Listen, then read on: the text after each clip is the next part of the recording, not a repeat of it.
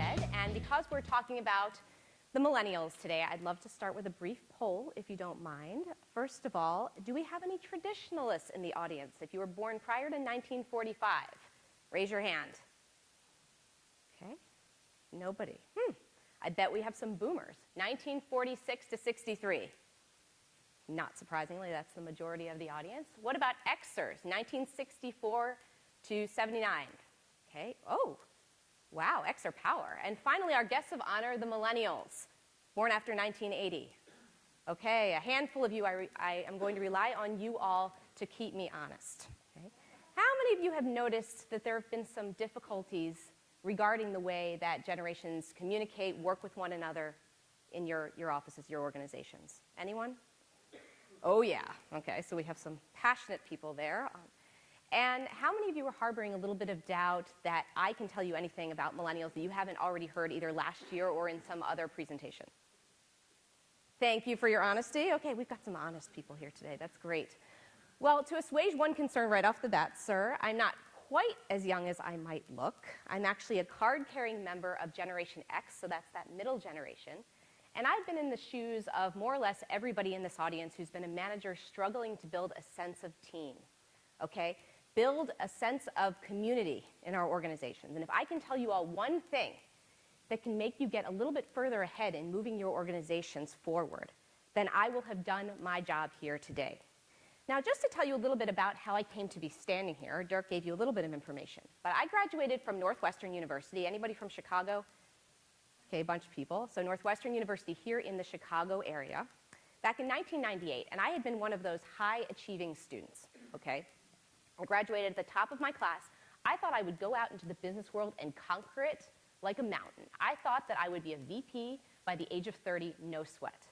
Well, in my first job at a large public relations agency in New York, I had a little bit of a reality check. My first boss hated me so much I thought I had killed a relative. I watched as people with half my work ethic got promoted ahead of me, and it actually took me an incredible 3 years to get my first promotion. Well, that was when I realized, wow, I need to do something about this. And I decided to take some personal development classes. Anybody heard of Dale Carnegie? Okay, so I took the Dale Carnegie course, and I learned the importance of things like diplomacy, the importance of working your way to the top, paying your dues, making a good first impression, and that was when a light bulb went off, and I said, wow, someone should really clue in other 20-somethings on what they need to do to be successful in business. And that was when I wrote my first book. They don't teach corporate in college, a 20-somethings guide to the business world. Now, at the time, I expected the book to be a one-off project because finally, after all these years, I had started getting ahead in my corporate career. But that isn't what actually happened. The book took on a life of its own, and I started a career as a workplace, business, author, speaker, and consultant.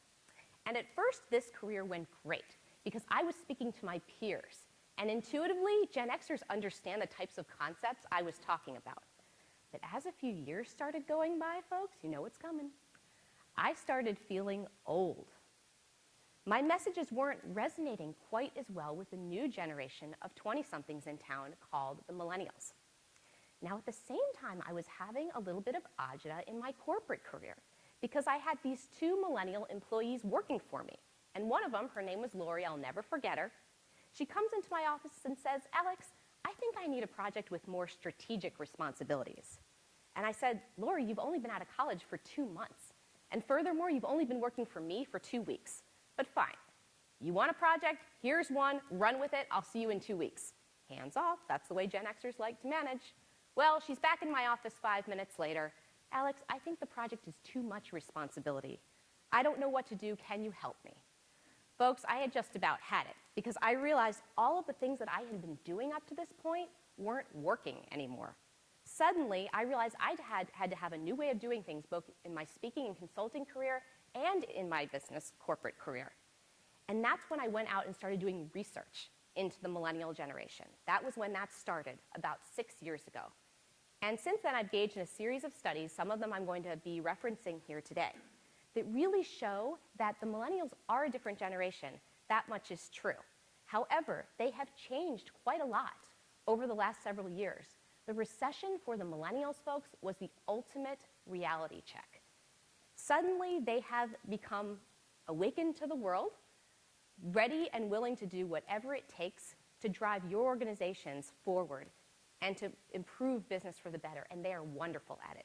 There is no better generation to come in, shake things up, and change things the way they need to be changed. And here today, we're going to be talking about a few things in the next 15 minutes. First of all, I'm going to give you a brief overview of the different ways that the generations communicate. I'm not going to spend too much time on that because I know you've heard a lot of it before.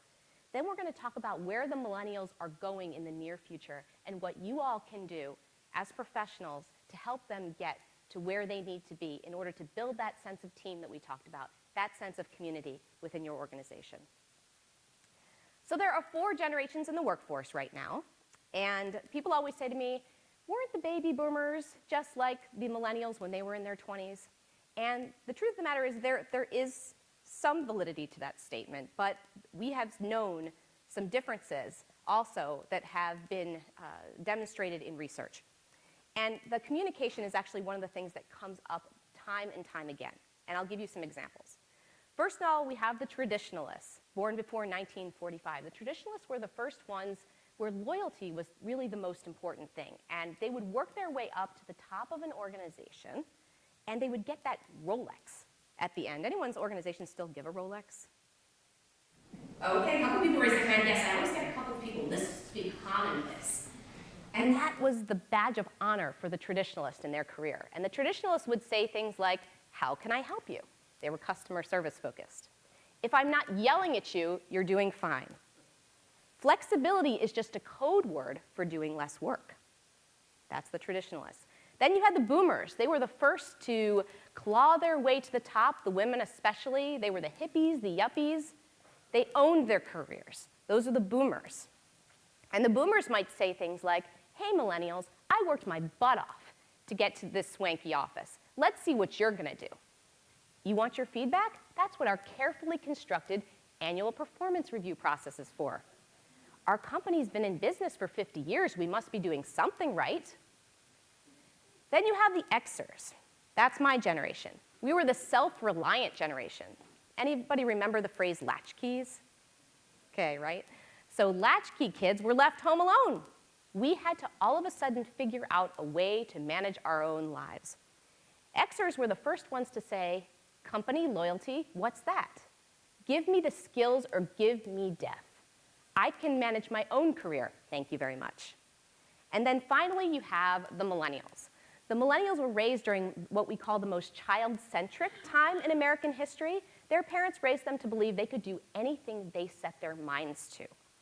And so they came into the organizations about 10 years ago, the earliest ones, saying things like, let's get rid of this bureaucracy and get rid of it now. Excuse me, but you haven't told me how I'm doing in the last 5 minutes? How can you help me? So you see how we've moved 180 degrees from the traditionalists, how can I help you, to the millennials, how can you help me? Some communication differences there. I'd like to start off this portion by talking a little bit about stereotypes, specifically because in the research I've done with DeVry University, the Career Advisory Board, as well as Deloitte, in the last couple of years, have debunked several millennial stereotypes that you all may be harboring. The first one is that millennials are entitled. Now, I'll be honest with you.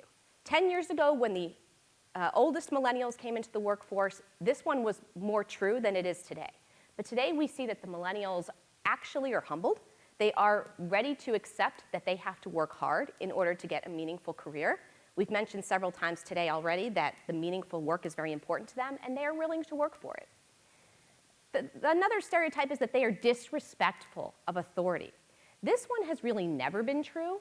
The difference here is that not that millennials are disrespectful of authority, but you have to earn their respect. You are not going to get their respect just because you are tenured in a position, because you are a senior. You have to show them that your knowledge is meaningful and that you have something important to contribute, and then they will respect you. Want to work less for more money. This one has definitely not been shown to be true in research in recent years. Millennials, again, are looking for that meaningful work, work that will allow them to make a difference every single day. And if they are able to do that, time and time again, they will take less money in order to have that job. And finally, unwilling to learn. They think they know it all. That's a stereotype.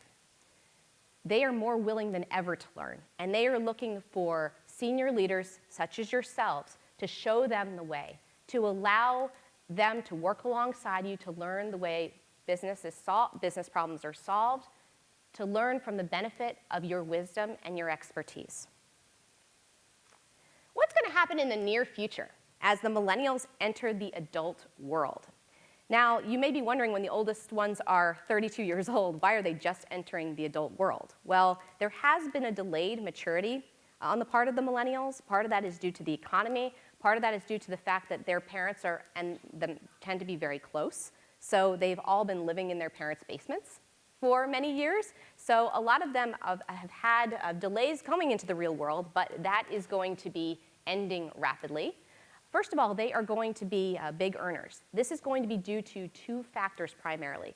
First of all, the millennials will be holding senior level positions at a younger age than their predecessors. I just completed some recent research with Deloitte that came across the startling statistic that 50% of all employed millennials, so again, that's people born after 1980, are holding a senior level position. And we defined a senior level position as someone who has decision-making authority in an organization and has at least 3 direct reports. 50%. This was absolutely not the case for the Xers and the Boomers. It took the rest of us much longer to reach that level of seniority within an organization. It is not taking the millennials as long. Hence, they will earn more money than the Xers and the Boomers did at a younger age. And then also there is something called the inheritance factor. Those of you who are boomer and traditionalists, I don't think we have any traditionalists in here, but boomer parents know that we're saving, we're socking away that money for our kids. And they're going to get it eventually. Their grandparents, the parents, are handing that money down. So they're going to have inheritances to spend, and they're going to have increased income. They're also going to be big spenders. The millennials alone, there are about 79 million of them in the US. They will lift durable goods spending by 2 percentage points in the next 3 years. The areas that they will be spending in, primarily automobiles and financial services, and also we'll talk about home ownership in a minute. And finally, they'll be educated and employable. I mentioned that there will be many more of them entering senior positions at a younger age. They've already recovered 75 million of the lost jobs in the recession. The millennials are working in those jobs already. Some of them are underemployed, meaning they're not quite doing jobs that require a college degree, but that is rapidly changing. We're even seeing differences from last year to this year in terms of the percentage of millennials who are underemployed. And educated, they are the most highly educated generation in American history. This is due to, again, their parental support, but also the fact when they came out of college during the recession, a lot of them, there were no jobs to be had. So many of them went back and they got additional degrees. So you're seeing more people than ever with 2 and 3 advanced degrees. And they will be using those degrees to become more employable. Millennials entering the adult world part 2, they'll be moving up and moving out. We call them the boomerangs because they went to college and then they went to live back in their parents' basements for a while. They're finally going to be buying their own homes, and they will actually lift the housing market because of that, because they will have the money to be able to purchase homes that are pretty nice. And they will be moving into those homes and enjoying them. They will also be starting their families. I'll talk a little bit about that in a minute. They will be transforming the world of work. This is my favorite topic to talk about. Somebody mentioned earlier millennial entrepreneurship, and I have a very, very startling statistic regarding that. 70% of millennials want to start their own business, and only 20% of them intend to become a senior leader at an established organization. So what does that mean for you all, many of whom are working in established organizations? Well, it means we need to change the way work is done in order to attract and retain the millennial generation. And certain organizations are doing this better than others. Some things that they are doing to keep those millennials on board. Cross-functional opportunities, so the ability to work across a wide variety of roles and departments. More flex time and telecommuting options. Shared roles or shared responsibilities where one person can come in, do a job for 3 months, go on maternity leave, come back, someone else has taken their place, so you can adjust your career according to the life stage that you are on. These are all things that the millennials are pioneering. Project-based work, where the person who you count on as your manager changes depending on the project that you're working on. Cross-geography assignments. Global competence is one of those skill sets that the millennials really want to emphasize. So giving your people the ability to work, even if it's on a short stint, in another country where they can enhance their global competence or their understanding of the way business is done in other cultures. The millennials are going to be in over their heads. I was talking with some people at lunch about what's going to be happening. I mentioned that they would be starting their own businesses. I mentioned that they would be working more hours because they would be in senior level positions. They're also going to have a lot of caretaking responsibilities at the same time. The millennials are actually going to be having more kids than the Xers. The millennials will be lifting the fertility rate to 2.2, so they're going to have an average of more than 2 children. At the same time, their boomer parents and their traditionalist grandparents are going to be aging. So they are going to feel pulled in many different directions. And then, of course, work-life integration is very important to them. So they're still going to want to have a life and hobbies and friends while they're doing all of this. And it's going to be a lot, especially for people who had this delayed maturity, who didn't really fully start enhancing and taking on adult responsibilities until they were in their late 20s, early 30s. What's going to happen in the near future with respect to leadership, since that's our theme of our segment today? Well, the millennials are going to be more charismatic and inclusive leaders. They really embrace the concept that leadership should not be top-down, it should not be hierarchical, that everyone should be more collaborative. In fact, if you ask many millennials about their style of leadership, I think one millennial woman that I was talking to recently summed it up best. She said, if I'm in a meeting with my team and we're all sitting around a conference room and a stranger comes in, I don't want that stranger to be able to tell who's the manager in the group. That's how collaborative they want to be. The maturation process has started. The millennials are not the aimless kids anymore that we used to think that they were. They are in those senior positions and ready to take on increasing levels of responsibility. Their needs are similar worldwide. This is something in our research that has really surprised me, that regardless of where in the world the millennials are, they are citing that they would like similar types of organizational structures, that this collaboration approach is important to them, that the meaningful work that we've been talking about is important to them. And all of this requires a new approach for training our leaders. What is that new approach? I'm running out of time, but I will spend the next couple of minutes telling you about what I think that approach should be based on my research. First and foremost thing that we need to keep in mind with the approach is that it needs to start earlier. According to Harvard Business Review, millennials do not start receiving leadership training, and this isn't even the millennials because they're not even this old yet, but the average person does not start receiving leadership training until they're 42 years old. Well, the millennials are 25 years old and they're in leadership positions. So what does that mean for your newest generation of leaders? We see that the millennials are unprepared for leadership, and they readily admit that. 36% of millennials who have entered senior positions said they did not feel ready when they were brought into this position, and 30% of them say they're not ready today. So we need to be working with them immediately, not when they're 42 years old, but now, to gain leadership competencies. Now, how do they learn? Well, we've been talking about innovation and how millennials love entrepreneurship throughout the course of the day today. And one thing that is becoming very hot is what we call intrapreneurship, or the process of developing a product or service within the context of a larger organization. Some companies who are doing a great job at this, Maybank, which is an international bank, Hilton, of course you've all heard of Google, HP, Cisco, is great at this. The process of intrapreneurship Experiential learning, or on-the-job learning, allowing your millennials to work alongside senior leaders to witness on-the-job problems and be able to help find a solution. Instead of walking away, shutting your door, and handling a crisis in private, allow your millennials to be part of the discussion.